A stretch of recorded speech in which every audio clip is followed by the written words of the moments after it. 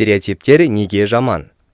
Әлемдегі ең атақты рэпер ақ нәсілді, гольфтан үздік ойыншы қара нәсілді, ал ең ұзын баскетболшы қытайлық екенін білгенде, айналаңыздағы өмір мүлдем басқаша болып көрінеді.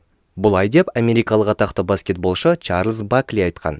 Баклидің стереотиптер жайлы айтқаны түсінікті, бірақ неге олар біздің айналамызды толығымен өзгерте алады?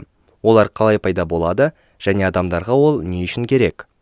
Ескерту, бұл шығарылыммен біз Home мен Fam видеоматериалдар сериясын қорытындылайтын боламыз. Серияның басқа да видеоларын біздің balmuzdak.plus парақшамыздан көре аласыздар.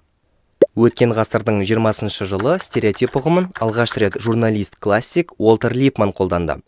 Липман бұл сөзге өте ұзақ анықтама берген. Егер қысқаша айтсақ, стереотип бізге дейін қалыптасқан қоршаған ортаны түсіну мен қабылдау үлгілері. Стереотиптер қабылдауға өте оңай, көбіне біреумен айтылады және өте өміршең. Липманның ойынша олардың көбісі қате.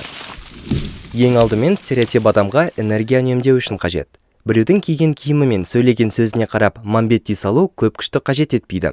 Егер тереңірек үңілетін болсақ, біз шешім қабылдағанда екі түрлі ми бөлігі жұмыс істейді екен. Көне және жаңа. Инстинкттерге, энергия үнемдеуге және тірі қалуға жауап беретін көне ми. Ал рационалды ойланып шешім қабылдағанда жаңа ми жұмыс істейді. Бірақ оның жұмысы үшін дененің 15%-ға жуық энергиясы керек. Ал үнемдеу, тірі қалу, көбею сияқты қажеттіліктерді ол ескере бермейді. Сондықтан да ең оңай жолы біреудің қалыптастырған ой пікірін дұрыс деп қабылдай салу. Біз жалқауланғанда да дәл осылай ойланамыз. Психолог Дарья Милайдың айтуынша, стереотиптердің зиянсызы да бар. Тек олар бізге дейін қалыптасқан жалпыға ортақ құндылықтар болу керек. Мысалы, ең қарапайым су сұйық, от ыстық деген түсініктер өмірімізді шынымен жеңілдетеді. Оларды қайта барып тексерудің қажеті жоқ. Стереотипті адамның өзі ойлап шығарса да, ол әлі зиянсыз. Бірақ бұл жалпыға тарайтын болса, айналаның құбылуы басталады. Мысалы, Хом Қызылордадан делік. Ол қызыл түсті ұнатады және ағылшынша білмейді. Біреу Хом жайлы осылай ойласа, ештеңе емес. Ал егер қызылордалықтар қызыл түсті ұнатады екен, ал хомдардың бәрі ағылшынша сөйлемейтін көрінеді деген пікір тараса, олардың бәрі үшін қоршаған әлем өзгереді. Гитлер ұйымдастырған геноцидтен бастап, расизм, сексизм, ксенофобия, исламофобия сияқты түсініктер дәл осы стереотиптен басталады. Бұл жайлы поп-мәдениетке кіріспе зерттеуінің авторлары Джек Нахпар мен Кевин Лаузе жазған.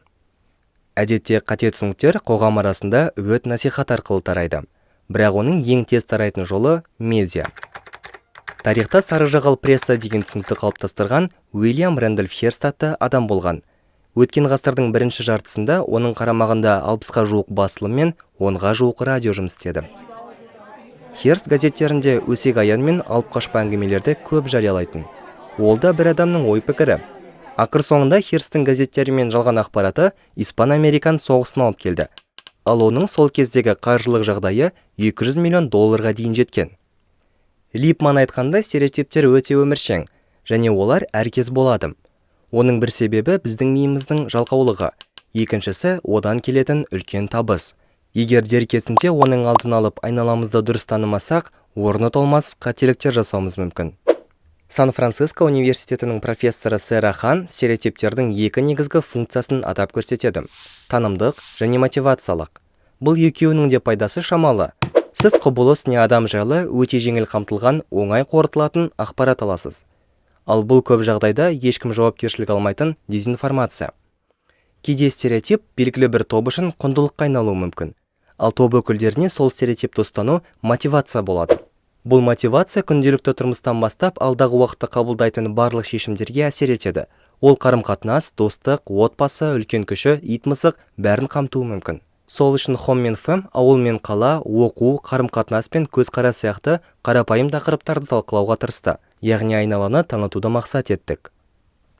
Біздің арамыздағы бұрынғы шекаралар интернет, әлеуметтік желі және Zoom-ның арқасында қазір жоқ. Бізге үлкен әлем ашылды, ал ол мың құбылған. Барлық адам Інжілде жазылған Вавилон мұнарасының құрылысында жүрген сияқты. Бірақ бұл жолы мұнара емес, барлығына ортақ жайлы қоғам құру керек. Бұл жайлы режиссер Алехандро Гонсалес Иньярритудің Вавилон фильмінде «Сені естігенін қаласаң, тыңдай біл» деген слоганы бар. Яғни, егер бізде қауіпсіз, жауыздықсыз, еркін қоғамда өмір сүргіміз келсе, айналамызды да өз даусымен тануымыз керек. Видеоны дайындаған және дыбыстаған balmuzdak+.